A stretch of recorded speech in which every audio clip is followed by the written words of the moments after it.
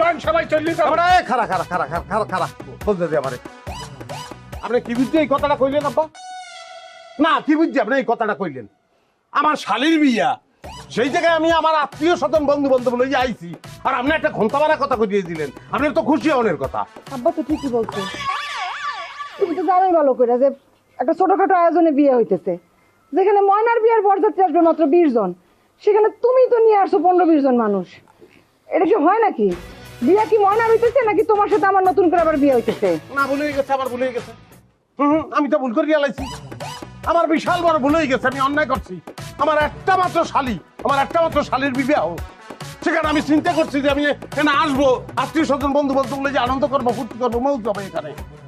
আমি এটা অন্যায় করছি, আমি ভুল করে গেলাইছি। আমার শালির বিয়ায় আমি যদি আত্মীয় স্বজন লইয়া না আইতে পারি, তাহলে আমার দরকার আছে কোনো? জামাই হিসেবে আমার কোনো দরকার আছে? আমি কচুর জামাই গেলে ঠিকই তো আছে, কথা তো আমরা হয় পাখি চাষামে একদিন বউয়ের কি ছাড়া পড়তে কথা কন না কা। না না আব্বা কি কইবে, কারো কোনো কথা কওয়ানোর দরকার। আব্বা লয়নের জায়গা থাকুন না লন। বেআই আমার এক পোলাপ পোলাপ করে বিয়ে করায় কোনো শান্তি পেলাম না। তোরে এই সময় কইছিলাম দাদা আমি ওই পাখরগঞ্জ তোরে বিয়ে করাই, কি বড় আলা বাড়ি, এবারই এক্সের মহিষ, না আমি হ্যাঁ বিয়ে করবো না।